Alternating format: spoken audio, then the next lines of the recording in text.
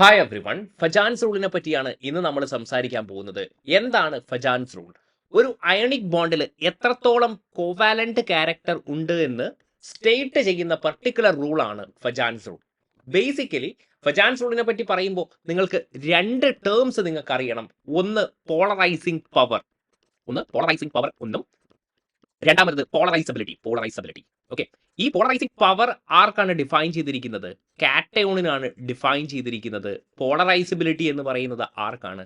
ആനയോണിനാണ് define ചെയ്തിരിക്കുന്നത് എന്ന് നിങ്ങൾ ആദ്യം മനസ്സിലാക്കുക. Now what is this actually? നോക്കൂ, ലെറ്റ്സ് സേ ഞാനൊരു അയോൺ എടുക്കുന്നു. Let's say I- electron cloud ഞാൻ എടുക്കുന്നു. അപ്പോൾ സ്വാഭാവികമായിട്ടും ഇവർക്ക് എന്തുണ്ടാവും? ഒരു ഇലക്ട്രോൺ ക്ലൗഡ് ഉണ്ടാവും, അല്ലേ? ഇനി ഈ ഇലക്ട്രോൺ ക്ലൗഡിനെ ഞാൻ എന്ത് ചെയ്യാണ്? ഒരു കാറ്റയോണിന്റെ അടുത്ത് കൊണ്ടുവരികയാണ്. ലെറ്റ്സ് സേ Li+ന്റെ അടുത്തേക്ക് കൊണ്ടുവരികയാണ്. അപ്പോൾ ഈ ഇലക്ട്രോൺ ക്ലൗഡിനെ എന്ത് ചെയ്യും? ഈ കാറ്റയോൺ എന്ത് ചെയ്യും? അട്രാക്ട് ചെയ്യും. അങ്ങനെയാണെങ്കിൽ ഇവിടെ സിമ്മട്രിക്കൽ ആയിട്ടുള്ള ഈ ഇലക്ട്രോൺ ക്ലൗഡ് ഇപ്പോഴെന്ത് സംഭവിക്കും? ഒരു ഡിസ്റ്റോഷൻ സംഭവിക്കും.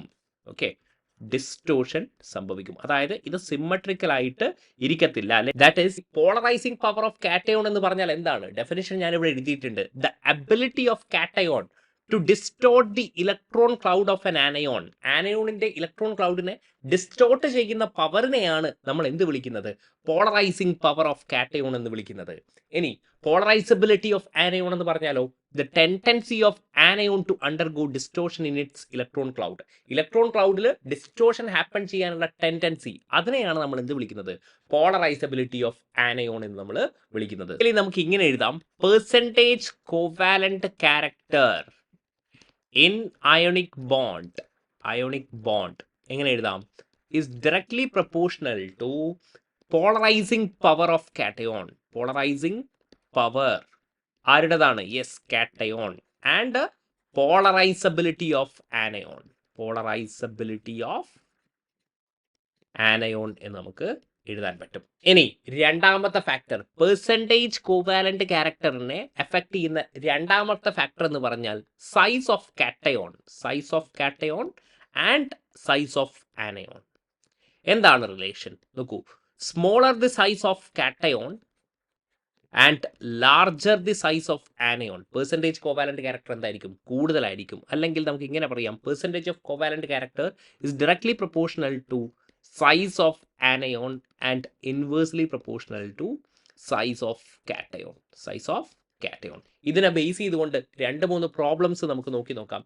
LiCl, NaCl ഇങ്ങനെ തന്നിട്ടുണ്ട് അപ് ടു സീഷ്യം ക്ലോറൈഡ്. നിങ്ങൾ പറയൂ, പെർസെൻറ്റേജ് ഓഫ് കോവാലന്റ് ക്യാരക്ടർ എന്തിലായിരിക്കും കൂടുതൽ? നോക്കൂ, ക്ലോറിൻ ആണ് എല്ലാത്തിലും ഉള്ളത്, നോക്കേണ്ട ആവശ്യമില്ല. Li+Na+. നോക്കൂ, ഇവിടെ percentage of covalent character is inversely proportional to size of cation. അങ്ങനെയാണെങ്കിൽ order will be like this, അല്ലേ? ഇനി ഇവിടെ LiF2, Li, കാറ്റയോൺ സെയിം ആണ്, ആനയോൺ ഡിഫറൻ്റ് ആയിട്ടുള്ള ആളുകളെ നിങ്ങൾ നോക്കൂ. Percentage of covalent character is directly proportional to size of anion. അങ്ങനെയാണെങ്കിൽ yes, it look like this. Clear ആണല്ലോ കാര്യങ്ങൾ? യെസ്. ഇനി അടുത്തൊരു ഫാക്ടറും കൂടെയുണ്ട്, നോക്കാം.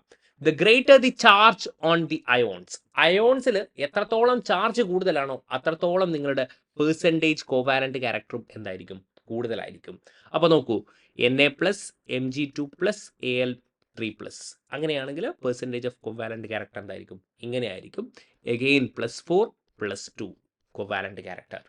ഇനി ഇവിടെ നോക്കൂ, -1, -2, -3. എഗെയിൻ നിങ്ങളുടെ പെർസെൻറ്റേജ് ഓഫ് കോവാലന്റ് ക്യാരക്ടർ ഇങ്ങനെ നമുക്ക് എഴുതാൻ പറ്റും. വളരെ സിമ്പിൾ ആയിട്ടുള്ള കോൺസെപ്റ്റ് ആണ്. അടുത്തൊരു കാര്യം നോക്കൂ, എന്താ പറഞ്ഞിരിക്കുന്നത്? For the cations of the same size and charge. Same size ആയിരിക്കണം, സെയിം ചാർജ് ആയിരിക്കണം. The one with electronic configuration n-1d10. ആരാണ് ഈ n-1d10? നോക്കൂ, ഇങ്ങനെ Cu+. അപ്പോൾ ഇതിൻ്റെ കോൺഫിഗറേഷൻ എന്തായിരിക്കും? Cu എന്ന് പറഞ്ഞാൽ 29 ആണ്. അപ്പോൾ നമുക്ക് ഇങ്ങനെ എഴുതാം: 1s2, 2s2, 2p6, 3s2, 3p6, 3d10 ആയിരിക്കും. ഓക്കെ, അപ്പോൾ ഇവരുടെ വാലൻസ് ഷെല്ലിൽ എത്ര ഇലക്ട്രോൺസ് ഉണ്ട്? നോട്ട് 8 ഇലക്ട്രോൺ അല്ല, മറിച്ച് എന്തുണ്ട്? 18 ഇലക്ട്രോൺസ് ഉണ്ട്. അതായത് നമ്മൾ ഇവരെ വിളിക്കും സ്യൂഡോ ഇനേർട്ട് ഗ്യാസ് കോൺഫിഗറേഷൻ.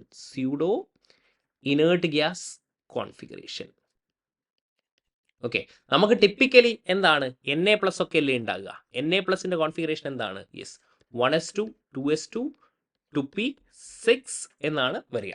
അപ്പോൾ ഈ 2p6 എന്ന് പറയുമ്പോൾ എത്ര ഇലക്ട്രോൺ ആണ് വാലൻസ് ഷെല്ലിൽ? 8 ഇലക്ട്രോൺ ആണ്. ഇതിനെയാണ് നമ്മൾ എന്ത് വിളിക്കുന്നത്?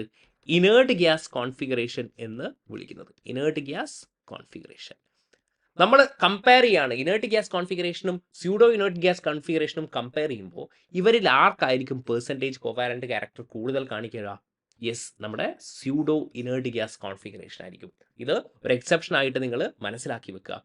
Typical of transition metal is more polarising than the one with noble gas configuration. Pseudo inert gas കോൺഫിഗറേഷനുള്ള കാറ്റയോൺ എന്തായിരിക്കും? മോർ പോളറൈസിംഗ് പവർ ഉണ്ടാകും കമ്പയർഡ് ടു നമ്മളുടെ ഇനേർട്ട് ഗ്യാസ് കോൺഫിഗറേഷൻ.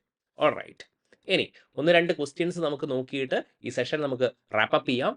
നോക്കൂ, the correct polarisability of X minus ആർക്കായിരിക്കും? നമ്മൾ already കണ്ടതാണ്. Yes, the greater the size of anion polarisability will be greater. Second question, the most covalent halide of S block ആണ് ചോദിച്ചിരിക്കുന്നത്. നിങ്ങൾ ആദ്യം എന്ത് നോക്കുക?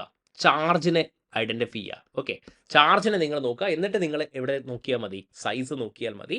നോക്കൂ, ഇവിടെയൊക്കെ എന്താണ്? +1 ഇതെന്താണ്? +2 ആണ് അല്ലേ? +2. അങ്ങനെയാകുമ്പോൾ +2 ആണ് നമ്മുടെ ഓപ്ഷൻസ് വരിക. ഇത് രണ്ടും നമുക്ക് കട്ട് ചെയ്യാം. പിന്നെന്താണ്? ആനയോൺ എന്തിലാണ്? BeI2 ആണ്. Yes, greater the anion greater the percentage covalent character. BeI2. Now, amongst LiCl, RBCl, yes, നമുക്കിതൊന്ന് എഴുതി നോക്കാം. ഏതൊക്കെയാണ്? LiCl കൊടുത്തിട്ടുണ്ട്, RBCl കൊടുത്തിട്ടുണ്ട്, BeCl2 കൊടുത്തിട്ടുണ്ട്, MgCl2. The compound with the greatest and least ionic എന്നാണ് ചോദിച്ചിരിക്കുന്നത്. Greatest and least ionic. Okay, അപ്പൊ ലീസ്റ്റ് അയോണിക് എന്ന് പറഞ്ഞാൽ എന്താണ്?